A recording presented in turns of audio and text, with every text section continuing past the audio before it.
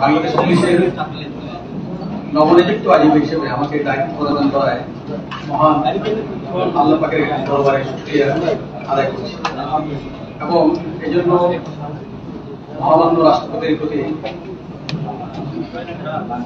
কৃতজ্ঞতা জ্ঞাপন করছি। আপনারা সবাই জানেন আজ এক বিশেষ পরিস্থিতিতে আমি আপনাদের সঙ্গে হাজির হয়েছি। বিরাজমান বিভিন্ন অনিয়ম, দুর্নীতি, নিবর্তনমূলক কার্যক্রমের ফলে শক্ত সংগঠিত ছাত্র জনতার যে বৈষম্য বিরোধী আন্দোলন, তার মাধ্যমে অভূতপূর্ব গণদাবি প্রতিষ্ঠা লাভ করেছে। আমরা এখন এক নতুন বাংলাদেশ গড়ার প্রত্যয় নিয়ে যাত্রা শুরু করেছি। এই আন্দোলনে ছাত্র, সাধারণ মানুষ, পুলিশ সহ অনেকে শহীদ হয়েছে। আমি প্রত্যেক বিদেহী আত্মার মাগফিরাত কামনা করছি।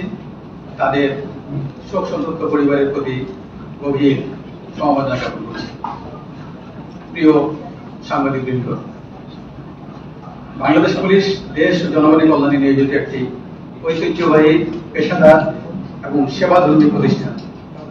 দেশের যে কোনো প্রয়োজনে, যে কোনো সংকটময় মুহূর্তে এই বাহিনী সব সময় সর্বোচ্চ আন্তরিকতা ও নিষ্ঠার সাথে এবং পেশাদারিত্বের সঙ্গে দায়িত্ব পালন করে আসছে।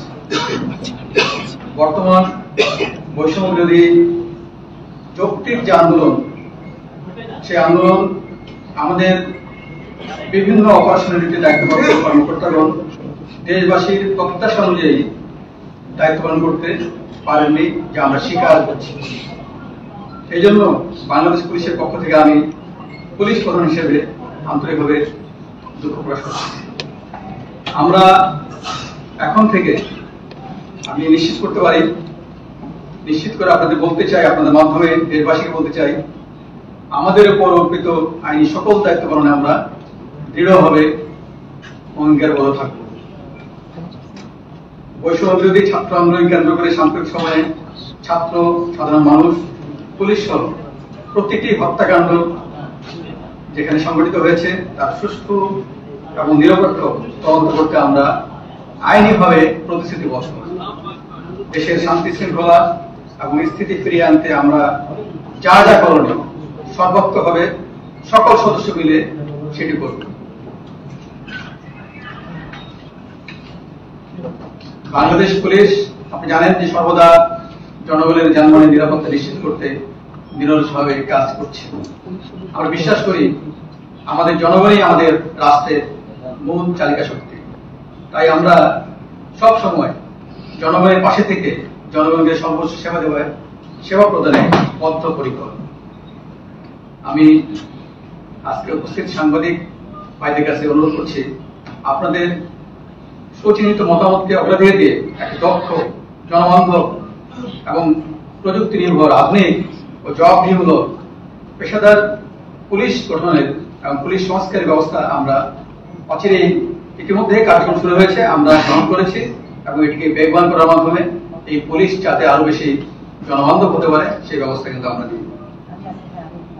পারস্পরিক সৌহার্দ্য, সম্প্রীতি, ভাতৃত্ববোধ এবং মানুষের প্রতি মমত্ববোধে উজ্জীবিত হয়ে আমরা নিজেদের মধ্যে সমন্বয়ের মাধ্যমে এবং সমাজের যত স্টেক হোল্ডার আছে তাদের সঙ্গে সমন্বয়ের মাধ্যমে আমরা সকলে একযোগে কাজ করে উন্নয়ন ও সমৃদ্ধির পথে এগিয়ে যাব ইনশাআল্লাহ। প্রিয় সাংবাদিকবৃন্দ,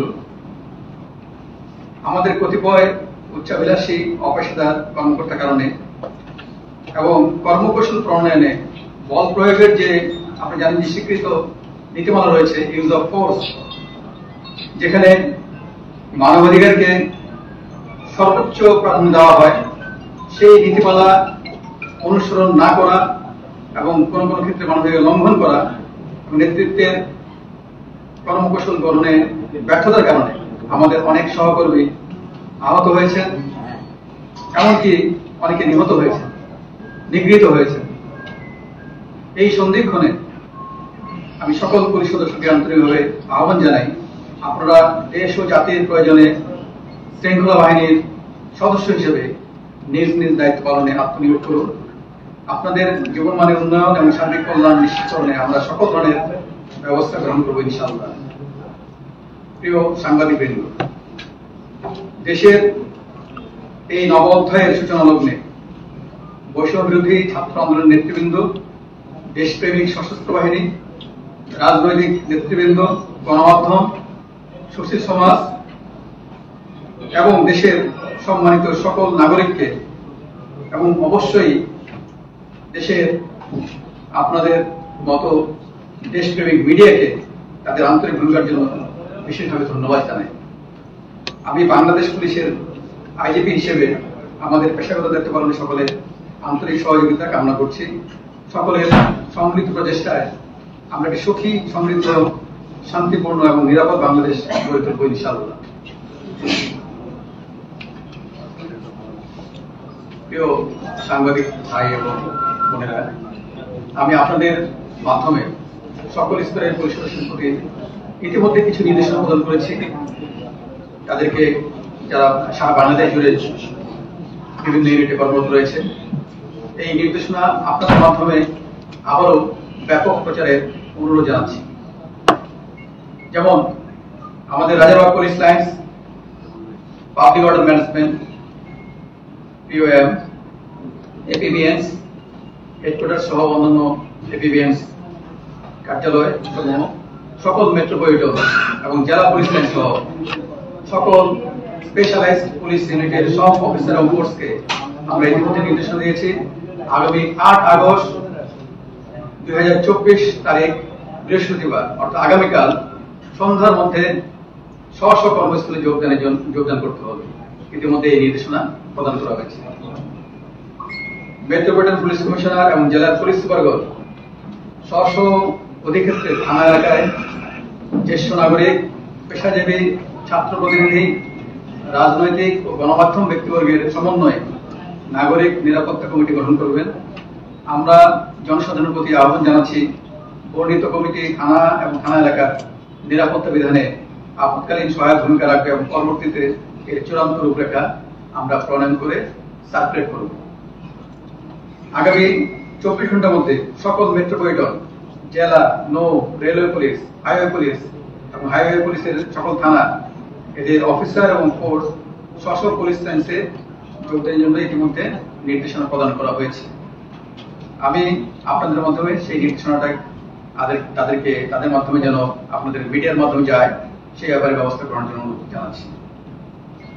আমি পুলিশ বাহিনীর শৃঙ্খলা বজায় রাখার স্বার্থে সকল স্তরের সহকর্মীকে সামাজিক মাধ্যমে কোন প্রকার ব্যক্তিগত অথবা পুলিশ অ্যাসোসিয়েশনের নামে ব্যাচ হিসাবে বা অন্য কোনোভাবে কোন ধরনের দাবি, মন্তব্য, প্রত্যুত্তর ইত্যাদি প্রদান করা থেকে বিরত থাকার জন্য অনুরোধ করছি, যেটি আমাদের শৃঙ্খলা বজায় রাখার স্বার্থে অত্যন্ত জরুরি। প্রিয় সাংবাদিক বৃন্দ, বাংলাদেশ পুলিশের সকল উদ্যোগ ও কার্যক্রমে আমরা সবসময় আপনাদের সার্বিক সহযোগিতা পেয়ে আসছি। আগামীতেও আমরা আশা করি এই ধারা অব্যাহত থাকবে। আজকের এই প্রেস ব্রিফিং এ আপনাদের মূল্যবান সময় প্রদান করার জন্য সকলকে আমি আবারও আন্তরিক ধন্যবাদ জানাচ্ছি। আমি আরেকটি কথা পুনরুক্ত করতে চাই, আমরা বর্তমান পরিস্থিতি যথাযথ মূল্যায়ন করে জননিরাপত্তাকে প্রাধান্য দিয়ে জনশৃঙ্খলা ফিরিয়ে আনার জন্য সর্বাত্মক প্রচেষ্টা গ্রহণ করেছি এবং সে লক্ষ্যে সকলে মিলে কাজ করছি। এই কারণে আমি আজকে কোনো প্রশ্ন বা মন্তব্য না নিয়ে সকলকে আবারও ধন্যবাদ জানিয়ে প্রেস ব্রিফিং শেষ করছি। আমি সকলের সার্বিক মঙ্গল কামনা করছি। আল্লাহ হাফেজ।